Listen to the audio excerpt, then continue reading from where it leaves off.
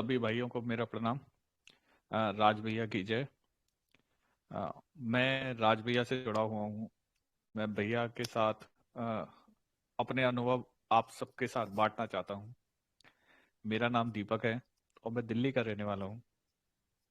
अ, मैं मेरा रुझान बहुत आध्यात्मिक में था, लेकिन जितना मैं पूजा पाठ करता था, ध्यान करता था, तो मुझे कुछ प्राप्त नहीं हो रहा था।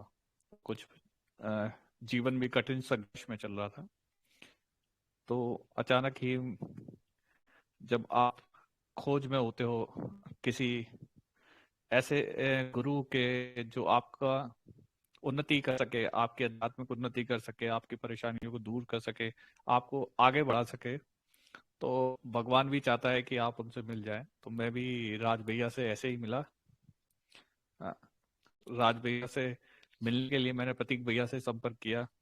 प्रतीक भैया ने मुझे बोले कि आपको पहले चेकिंग करानी पड़ेगी, लेकिन मन में एक थोड़ा डाउट भी था कि पता नहीं क्या होगा, क्योंकि कुछ समझ नहीं आता था। जब आप बहुत जगह घूम चुके होते हो, जगह जगह जगह जगह, और आपको संतुष्टि नहीं मिलती, तो आप हर एक को शंका की नजर से देखते हो।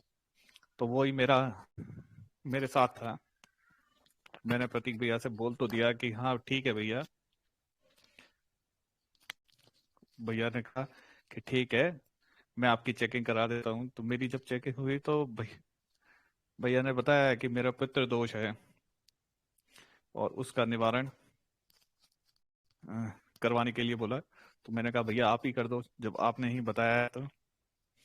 और प्रतीक भैया ने बोला ठीक है, मैं भैया को बोलता हूँ, रिक्वेस्ट करता हूँ कि वो मेरा निवारण करें। अब जब हो गया, तो उसी दिन शाम को जब मैं जो अपने नित्य पूजा पाठ करता हूँ, तो मुझे राज भैया का चेहरा मेरे पूजा के सामने, मेरी आंखों के सामने बार बार आ रहा था। तो फिर मेरे मन में प्रश्न उठे और मैंने प्रतीक भैया को बोला कि आप मुझे राज भैया से मेरी बात कराओ, मेरी भी कुछ शंकाएं हैं, मुझे उनके समाधान चाहिए। तो प्रतीक भैया ने बोला कि ठीक है, मैं आपको ग्रुप में जोड़ देता हूँ, आप डायरेक्ट ही राज भैया से पूछ लेना। और उन्होंने मुझे भैया के साथ जोड़ दिया। राज भैया के साथ जब ध्यान आप करते हैं, तो मेरे मन में, मैं मन से, हर किसी के मन में होती है कि वो भी देखे, तो मेरे मन में भी यही थी कि मुझे भी भगवान देखे, मुझे भी दर्शन हो। तो अ, जैसा मैं राज भैया को देख के ध्यान लगाने की कोशिश कर रहा था और उनके साथ जाप कर रहा था, तो मैंने जैसे ही आंख बंद करी, तो मुझे कृष्ण और राधा का दर्शन हुए, और ऐसे दर्शन हुए कि उनका मतलब आसमान में झूला झूलते हुए दर्शन हुए। और जब फिर मैंने आंखें खोली, तो वही मुझे राज भैया के हृदय पे भी दर्शन हुए। तो वो मेरे लिए अब तक का बहुत ही अद्भुत अनुभव था जी। ये बताते हुए भी मेरे मतलब गूज बम्प खड़े हो रहे हैं, रोंगटे खड़े हो रहे हैं। तो ये बहुत ही शानदार अनुभव। मैंने जब भैया से अपनी परेशानियां शेयर की कि भैया मतलब ऐसे ऐसे दिक्कतें चल रही हैं, तो बोले कोई नहीं, भगवान सब भली करेगा। और बोले कि ठीक है, देखता हूँ, मैं भी प्रार्थना करूंगा आपके लिए।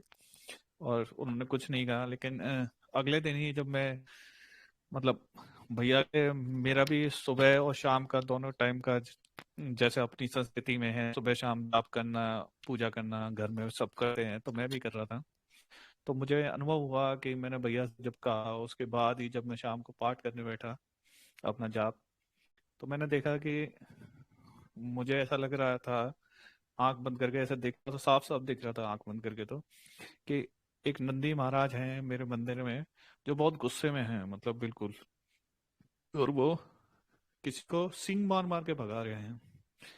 तो मुझे सोच समझ नहीं आया, और फिर मैं मतलब मुझे कुछ मतलब आपको समझ नहीं आता कि ये क्या है, पर इतना समझ आ गया कि कोई गलत चीज है, क्योंकि नंदी भगवान तो भगवान भगवान शिव के ही वाहन है, तो वही किसी चीज को भगा रहे हैं, तो कुछ अच्छा ही हो रहा होगा।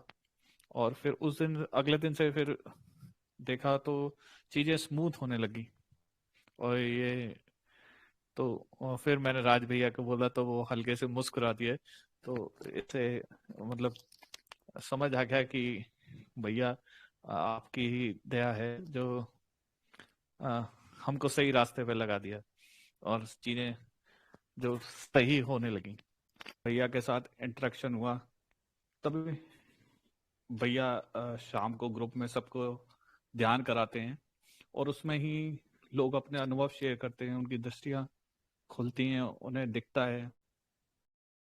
और भैया ने बोला कि सब देखिए, ध्यान करिए, कोशिश करिए। तो मैंने सोचा मुझे भी दिखेगा कि नहीं दिखेगा पता नहीं। फिर मैंने जैसा भगवान का नाम लिया, फिर राजा को साक्षी माना और मुझे भी हल्की हल्की झलक दिखाई देनी पड़ी। तो मुझे भी बहुत आश्चर्य होगा कि ऐसा भी होता है।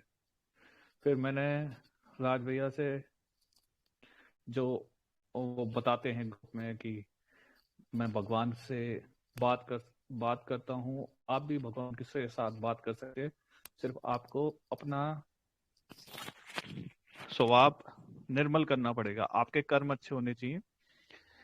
और मैंने अ, अभी तक ऐसा कोई इंसान अभी तक मैं किसी से मिला नहीं जो ये बोले कि आपके कर्म अच्छे होने, मतलब ये तो हमारी संस्कृति है कि कर्म अच्छे होने चाहिए, सबको पता है, सब बोलते हैं, लेकिन किसी ऐसे इंसान से मैं पहली बार मिला जो बोला, जो खुद अपना सुबह से शाम काम करता है, आपको अध्यात्म के ज्ञान पे चलाता है और आपसे कोई भी इच्छा नहीं करता और सिर्फ आपको बोलता है कि आप अच्छे कार्य करिए, बाकी सब ऊपर वाले के हाथ छोड़िए, या मैं भी आपके लिए प्रार्थना करूंगा। और लेकिन उस भैया की प्रार्थना में इतना वो है कि आपको खुद को महसूस होने लग जाता है जो मुझे महसूस होने लगा।